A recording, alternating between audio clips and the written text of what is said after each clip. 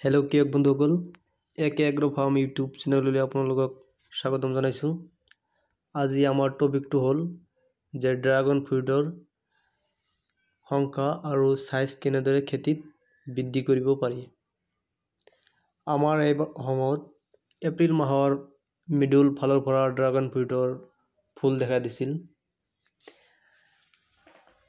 সেয়া আমি 2 মাহ বা 3 মাহ মান আগত জানুৱাৰী বা ফেব্ৰুৱাৰী মাহৰ ফালে প্ৰতি বিঘাত 1 পৰা 2 ট্ৰাক মান গোবৰ সাৰ ইউজ কৰিব লাগিব ফল ফুলৰ সংখ্যা বৃদ্ধি কৰিবৰ কাৰণে। ইয়াৰ উপৰিও প্ৰতি এটা 100 ফুট বা 120-30 ফুট লাইনত এই অৱস্থাকৈ পল্ট্ৰি মেনিউৰ ইউজ কৰিলে বেছি ভাল হয়। খেতিত ড্ৰাগন ফ্ৰুইটৰ ফুলৰ সংখ্যা বৃদ্ধি কৰিবৰ কাৰণে মূল কাৰণটো হৈছে পিজিআৰ। আজি আমি পিজিআৰ, এমিনো এচিড আৰু কিছুমান ষ্টেৰইড খেতিত ইউজ কৰাৰ ফলত যে ফলৰ সংখ্যা বৃদ্ধি হয় সেই বিষয়ে আমি আলোচনা কৰিম। পিজিআৰৰ ভিতৰত আমি প্ৰথমতে ধৰিব লাগিব পেক্ল'বুটাজল কেমিকেলটো। এই কেমিকেলটো ইউজ কৰাৰ ফলত খেতিত ফল ফুলৰ সংখ্যা বৃদ্ধি হয়। বেছিভাগ পিজিআৰে আমি খেতিত ইউজ কৰিলে ভেজিটেটিভ গ্ৰোথটো বন্ধ হয় আৰু ফল ফুলৰ সংখ্যা বেছি হয়। পেক্ল'বুটাজল কেমিকেলটো আমি প্ৰতি 15 লিটাৰ পানীত 5 পৰা 6 ml ইউজ কৰিব লাগিব।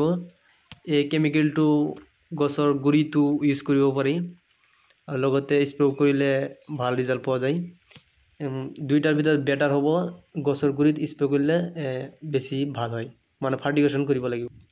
এই কেমিকেল থকা দুটা পিজিআৰ হ'ল যেনে সুমিটোমো কোম্পানীৰ টাবলি আৰু সিজেন্টা কোম্পানীৰ কাল্টাৰ। ইয়াৰ উপৰিও আৰু কিছুমান পিজিআৰ হ'ল যেনে বায়োভিটা আৰু ইফকো কোম্পানীৰ সাগৰিকা। এইবোৰ সমুদ্ৰী ঘাঁহৰ পৰা বনোৱা হৈছে এই দুইটা পিজিআৰ। খেতিত আমি বহুতে ধনজাইম দানাটো ইউজ কৰোঁ। ধনজাইম দানাৰ সলনি এই ইফকো কোম্পানীৰ সাগৰিকাটো ইউজ কৰিলে বেটাৰ ৰিজাল্ট পোৱা যাব আৰু খেতিত ফল ফুলৰ সংখ্যা বেছি হয় আৰু খৰচটো অলপ কম হয়। 2 বিঘা মাটি স্প্ৰে কৰিবৰ কাৰণে মাত্ৰ 250 টকা মান খৰচ হয়। ইয়াৰ উপৰিও খেতিত জৰুৰী কিছুমান বস্তু হ'ল যেনে এমিনো এচিড আৰু হিউমিক এচিডৰ স্প্ৰে কৰিব লাগিব। এমিনো এচিডে গছৰ ড্ৰাগন ফ্ৰুইটৰ পাতৰ জৰিয়তে খাদ্যৰ অভাৱ পূৰণ কৰে আৰু হিউমিক এচিডে গছৰ শিপাৰ জৰিয়তে খাদ্যৰ অভাৱ পূৰণ কৰে। এমিনো এচিড থকা কেইটামান পিজিআৰৰ নাম হ'ল যেনে সিজেন্টা কোম্পানীৰ ইছাবিয়ন আৰু কৰমণ্ডল কোম্পানীৰ ফেন্টাক প্লাছ।